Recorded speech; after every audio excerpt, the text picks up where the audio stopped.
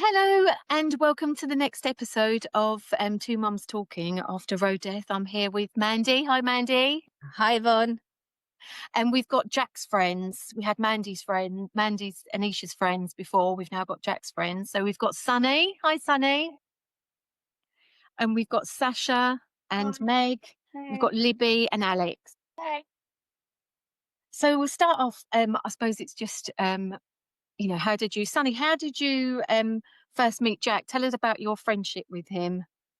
I think I was probably really young when I first met Jack. I mean, my parents, Rachel and Jeff, were obviously, quite close to you. Yeah. When I was younger. I don't think I really had a kind of good relationship, perhaps with Jack until maybe I was about 8, 9, or 10. We used to go swimming at Crooklog together. It was mainly you and Rachel sort of getting us there. And then I think we went swimming a few times at Eaglesfield College. But I don't really, beyond that, I don't really remember too much about the specifics. So sorry about that. That's okay. So what kind of like memory holds in your head with regards to like Jack? Because I know obviously we would go to France we'd meet you over in France and that's like one of my biggest memories. Yeah, I think there's just so much to kind of choose from. I can't really. It's hard to be quite specific about necessarily what was my sort of favorite moment or what sort of stands out the most. But if I had to sort of just talk about really what epitomized Jack for me, it's just like when we just wake up on a Saturday morning, both of us nothing to do, and decide to go on a bike ride together. Invite my brother Harrison along. Maybe take a couple of cheeky beers and just hit the road. And then end up back at mine or back at his and, play some Xbox and just like really just live the way kids live. And I know that sounds, probably quite normal for a relationship and doesn't sound particularly meaningful, but the sort of conversations and the sort of like discussions I'd have with Jack, like it was very much beyond our ages, I think. And, because he was so kind and so thoughtful, like he definitely had that, just that really good intuition with like friends and, he was just very perceptive about people's feelings and, he talked, he talked quite a lot about other people and, in that sense, he was just a really good friend to have, a really good person to listen, have your problems to listen to. And, yeah, that's probably just what I'd pick out in terms of like, sorry, try not to just show. Yeah, that's what we noticed as well. Because obviously, when we got into Jack's phone, and ordinarily parents don't see their children's phones, and there were so many things that we saw. And I think one of the things that there was like a video, and I think it was when Jack was with you, Sasha, and so I think you were kind of like videoing it. It was like late at night or something, and he was saying about, don't worry about if you're doing like a test or something or an exam or something like that. Yeah. And because I know that, obviously you used to kind of like all chat and together. So what do you think, Sasha? What was your relationship with Jack? It's up. Why am I first to cry? God, mate, it's just going to be like 5 minutes for me sitting silent actually getting that word. About you, Libby? I think I first met Jack when I was about 13 in secondary school, but we obviously got super close in sixth form when it was all of us. But yeah, we met through friendship groups and just in secondary school. But after we all stopped going to school because of lockdown, that's when like we all got so close. We used to go out the same, like on our bikes or go over to the little river. Yeah. The whole place. Yeah, and whole place and just have picnics, and there's just so many memories of kind of that lockdown summer. And then one of the things that I remember is coming to ours, and you were all, because we decided that our house was going to be the house that you would come to during lockdown, because obviously it was it was important for you guys all to get together, and so we'd agreed that you could come to our house. And I just remember that there's a time where you were all sleeping in the front room and coming down, there was all of you there, and you just felt so comfortable being there. Safety hole. Yeah. It was just like another home. Yeah. Your old house. you all just kind of like huddled together. So your group was a really strong group, wasn't it? Yeah. I feel like it was just never ending sleepovers. Yeah. That's what it felt like. I felt like I was a kid again, like coming round, spending time in the garden, kicking around the football, Yeah. and then going in. With the whole secondary school. Yeah. I didn't know him until sixth form, Mhm. which I wasn't even meant to go sixth form. Then it was only last minute, and then Joined the little friendship group. yeah. So this is gonna, I don't know, it's gonna be a hard one, but so where were you, Sunny? Where were you when you heard the awful news? Yeah, it is a difficult question to answer, isn't it? Yeah. And I think it's just, I mean, I don't want to speak for all of us, but I think it was just the thing of like you blacked out when you heard it. You kind of you suppress that memory almost. But yeah, I'll just to tell you quite briefly. I don't want to take up too much time. But yeah, just what I've kind of written down here and just what I can recall. I'd just come home from a friend's house and I had a missed call from Simon earlier in the day. My dad had called me and basically said, "We don't know where Jack is. You're his best friend. You can you just call Simon and let him know?" And I, you know what? And then I think I just sort of said to him, "Dad, oh, actually, I haven't seen him.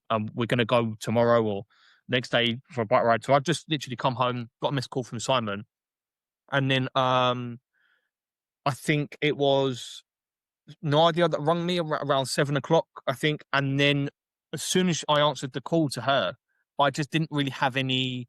I mean, I've got such a good relationship with Nadia. I think I just tried to crack a joke. It was completely inappropriate, but that's my kind of thing with her. And then she was crying, but it sounded like she was laughing. And then she passed the phone to Simon, and Simon told me, and I just felt really like bare and just like passionless. I mean, like not straight away, but that kind of just that loss and that kind of like anguish, that immediate kind of like sort of punch was kind of unbearable, and it was just nothing I'd really felt before.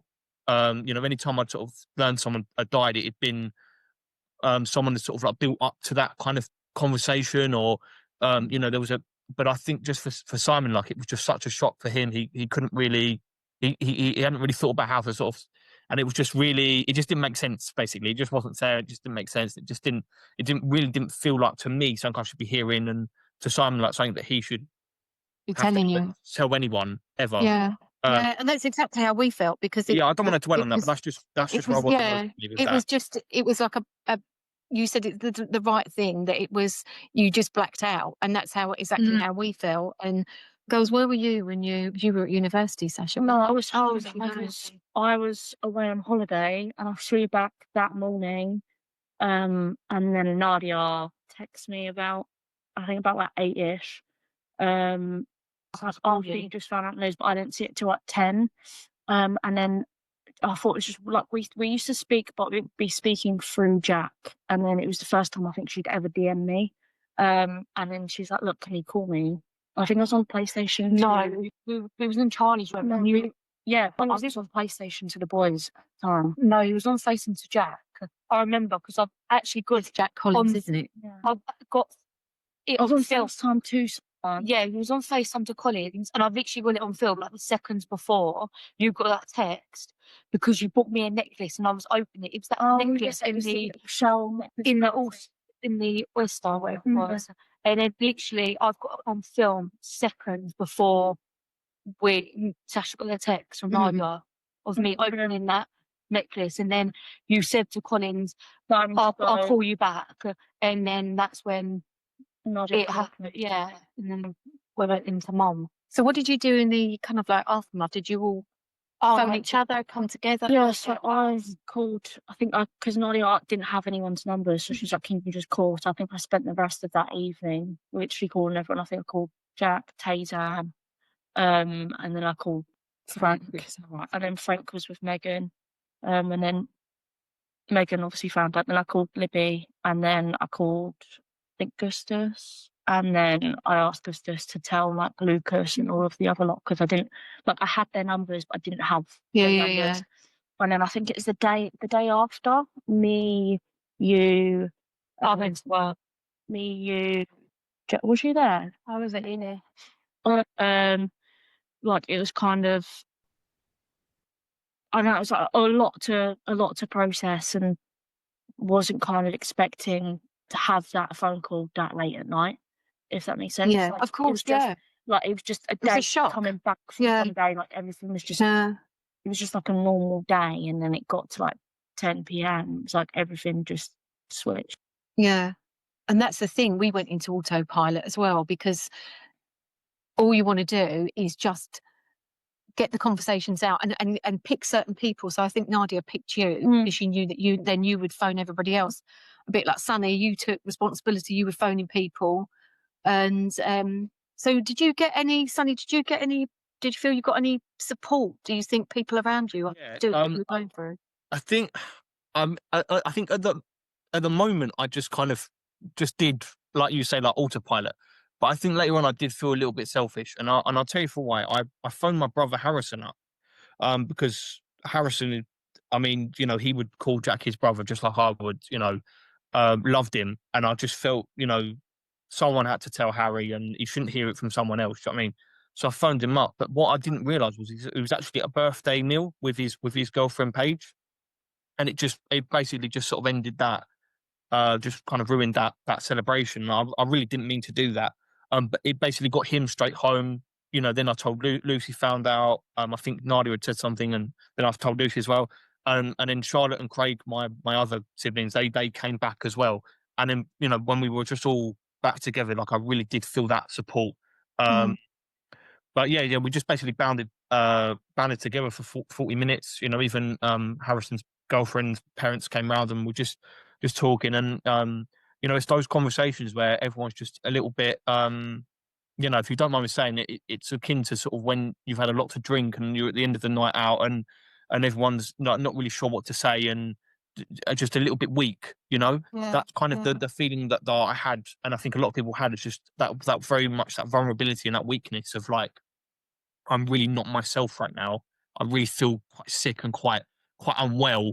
Um, but I don't really want anyone to necessarily think I'm vulnerable. And you know, I just want to say something. And it was just a load of rubbish, really, what we were saying. But um, we just It is. didn't say the It's right just thing. being with you know, those people, isn't it? It's Yeah, just yeah, important. There's nothing yeah, much you can actually say. yeah, yeah. I mean, Yeah. at the time, it felt awful, and you know, it didn't really seem. Basically, if I'm completely honest, I just didn't know what to say to Yvonne and Simon. I just didn't really know what to say. And like eventually, I did confide in them the way I felt. You know, I mean, I said basically like Jack's passed and left a hole in our family too, and you know, I felt really kind of selfish and a little bit kind of like almost parasitic saying that. You know, it's not really as much my grief as it is there, but Jack was just so important to us. And you know, I think what I've kind of come around to realize, you know, Yvonne knows how important Jack is to us. If I just tell her how I feel, it's not going to sort of add to how, it's not going to make her more Yeah. stressed. It's actually going to alleviate that, because she will feel she's actually our family too. Yvonne and Simon and Nadia, you know, all the times we spent in France, all the times we spent at our house, we spent at your house, the love, the absolute love, and, you know, how much we cherish and praise your family. You know, I remember the conversation I had with you, Sunny, when you phoned, and one of the things that stuck in my mind was that that you said that the only way that you feel that you could kind of like move forward with losing Jack was to honour his memory and kind of like live a good life for him, and that really stuck with me because I think about that all the time. Yeah. Yeah, I mean, I'm not really sure if I can. I think that kind of talks to another question you sort of had about outlet for grief. I don't know if I can necessarily say that I have any kind of outlet. I have any kind of way of dealing with that. But definitely, as you say, kind of moving forward, trying to honour Jack, and really, I'm always aspiring to be more like him. I think he says, you know, if he was here today, he would say, "Oh, actually, Sonny, I aspire to be more like you." And Yeah, you know, actually, there was a lot me, Harry, and Jack learned from each other. You know, like as brothers, and I just feel like, yeah, like as you say, um, that is kind of the only way that kind of weight could ever be sort of alleviated or eased. Is just basically think to myself, actually, talking about Jack, I'm talking about this, I'm thinking about Jack, and that's helping me make the right choices. That helps Yeah. me because he's like he's still here to someone. Not really, Yeah, but you know, he's in your head. He's in your head. Yeah, part of him lives on. I think is Yeah. what I'd say. But I'll stop there. Sorry. yeah. What about you, Meg? What about, you know, do you feel that people understood what you were going through, and or did was your group big enough and strong enough to kind of carry the burden because you were all going through this together? I think I am coming from a very different perspective because everyone else knew Jack for a really long period of time. And I met him later through my partner at the time. So when we found out about Jack 2 days before, we actually lost someone really close to us for another reason. So I was already in quite a low state of mind. But because Jack, I felt was close to everyone else, and I become close with Jack and friends with Jack in my own right because he made me feel like I was important. I actually felt like I needed to be the one that stepped around everyone else because everyone was so broken, from my partner to the girls sitting around the table. So I felt that I took on a role where I wanted to be that support for everyone. And that didn't always mean that we would be talking, but it just meant being together. Yeah. Even if you're sitting in silence, just so you can all grieve together and feel support in that. Upon reflection, no, I probably don't feel like I had enough support other than the girls around the table and yourself, because I didn't ask for the help, because I felt I needed to be the help.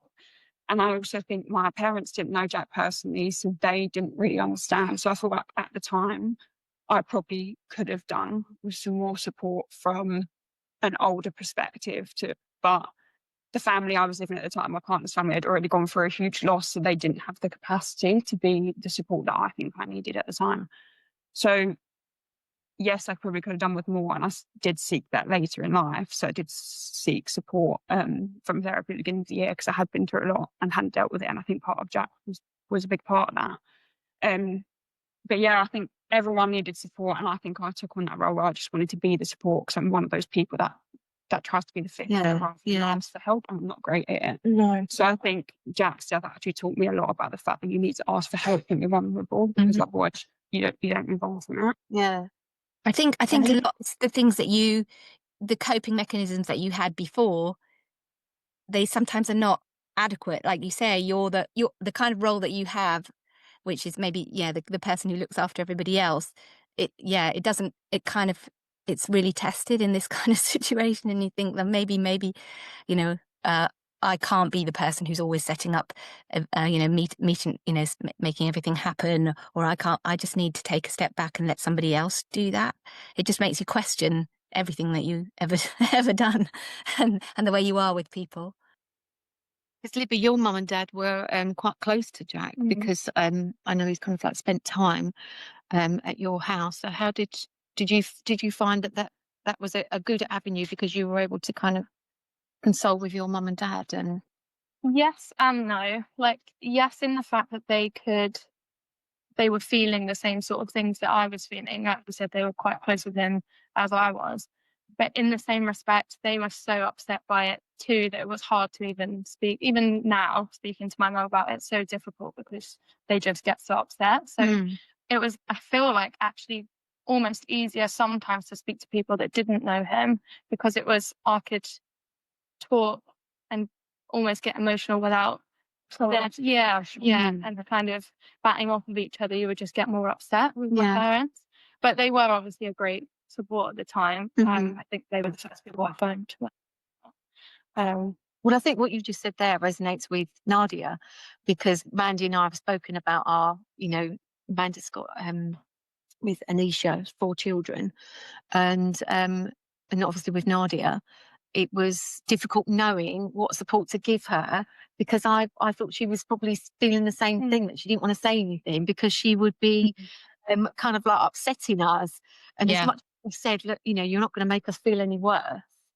It's hearing what you're saying, that you didn't want to upset the adults in the room, is it just it's true, isn't it? It's difficult. It is absolutely true. And what Sunny was saying about not wanting to add to your grief, but it's not adding. It like hearing Anisha's friends, for me, talking about her, seeing them, remembering her, having getting together, knowing about all those things. I feel closer to her in a way. In a way, it's very strange because with some of my friends, they knew Anisha when she was younger, maybe, and then they saw her occasionally when she was older. But her friends, are like every day. They knew her, all the way through, and they knew her really well. And I really love talking to them. Really love it. Because Which one of the things that we were a bit concerned about was how do we kind of celebrate Jack and keep him with us. And the birthday, when we do that every year, that for me, Simon and Nadia, that's really important. It's so lovely to have everyone, all our friends together, but it's equally lovely to have you guys there. How do you feel? Because Mandy, we've both spoken and said, Yeah. ordinarily it's awkward because normally we would see you, but you would be with Jack. And sometimes we think, oh God, do you still want to come? And is it a bit weird? So Alex, what do you think?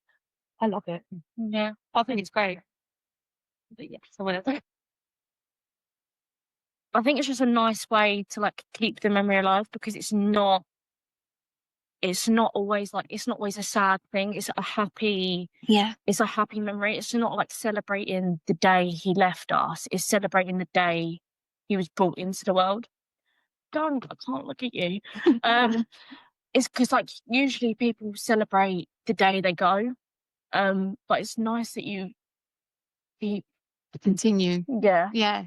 And it's so, what about you, Sunny? What do you think? Do you think it's a good thing? Do you think Yeah, it's I mean, something that you helps? there's a lot to digest. I think, we could probably spend an hour just talking about just all the discussions and just basically all that I've learned about Jack from those celebrations. And I think that's one of the things that has just basically eased that pain a little bit.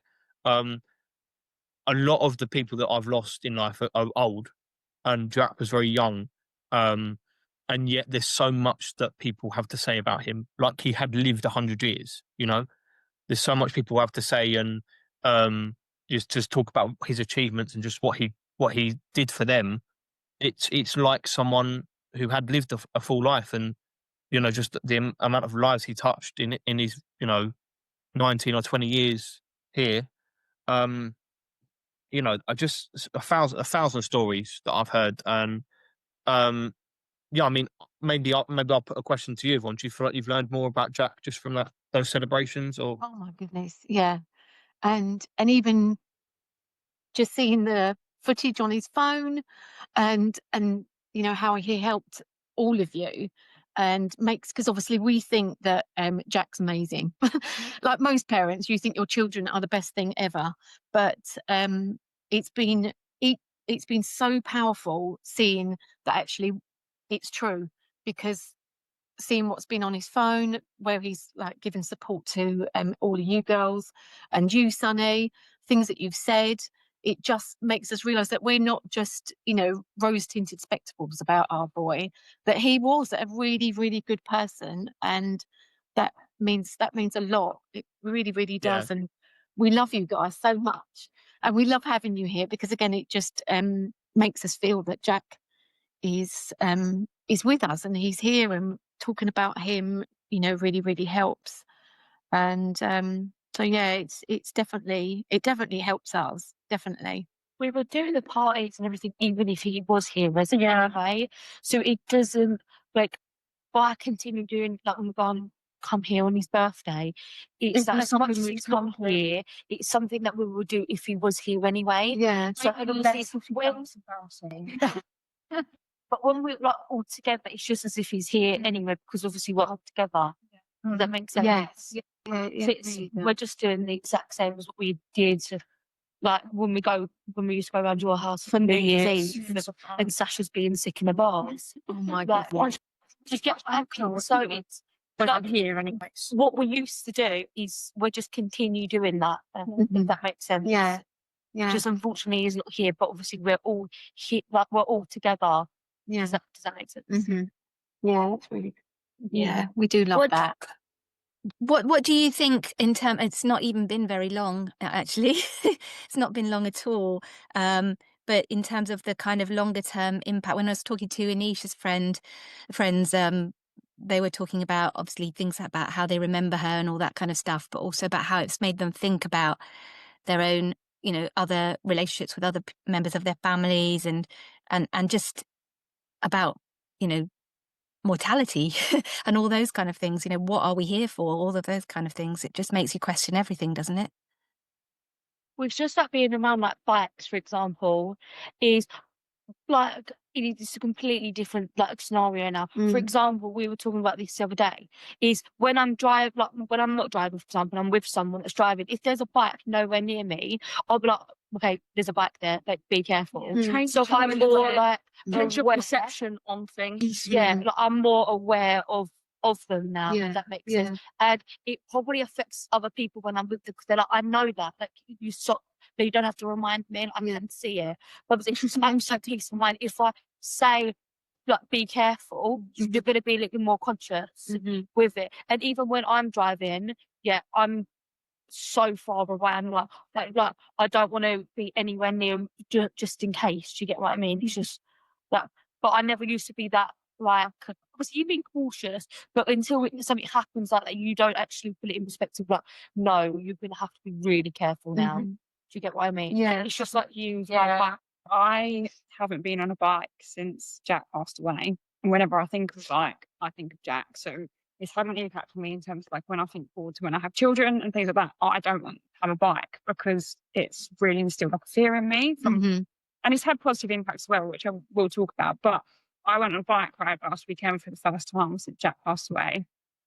And it was a really long bike ride. And I got onto the road. And as soon as I got onto the road, my mouth went dry. I went into a panic. Yeah. I didn't I just had a flashback of Jack, and I wasn't there at the time. Jack passed away, but I can see it. So I could see it. And then also I was fearful for myself, and I was like, get me out of this. Like, I don't want to be on the road on a bike. So there's things that I'm still learning about long-term negative impacts, which you maybe don't realise day to day. Yeah. And you're like, okay, I've got this, and now I need to deal with that so I can move forward in a safe way.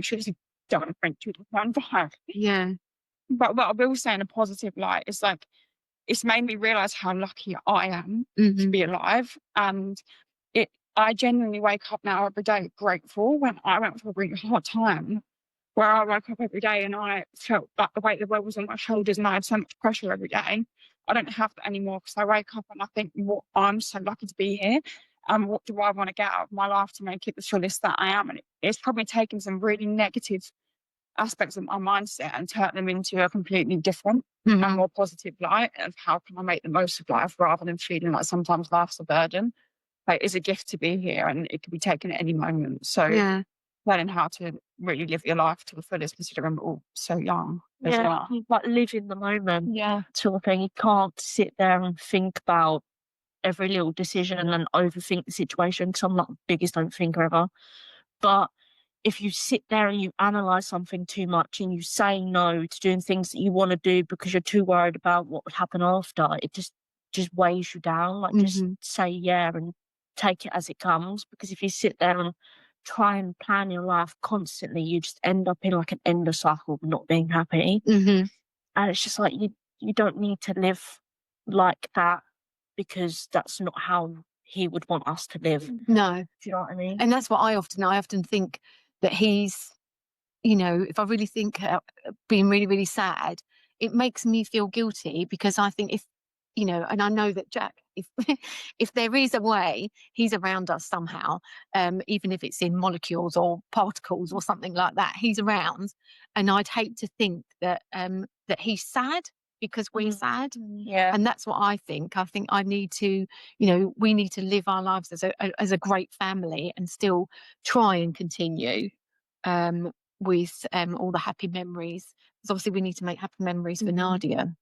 I do feel that, Jack is somehow he's around somewhere.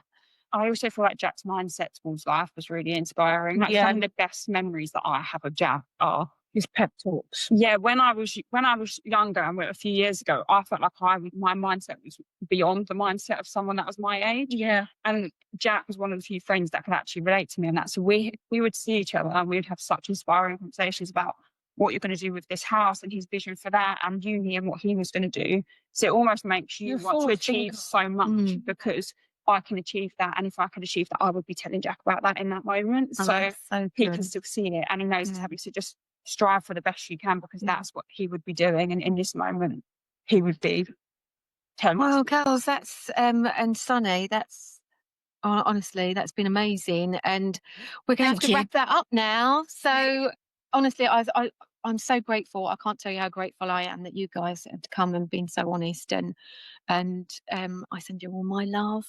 Thank you, Matt. Thank you, Sunny. Thank you so much. Thank you. all. Thanks, See you later. Mandy. Bye, everyone. Bye. Bye. Bye. Bye.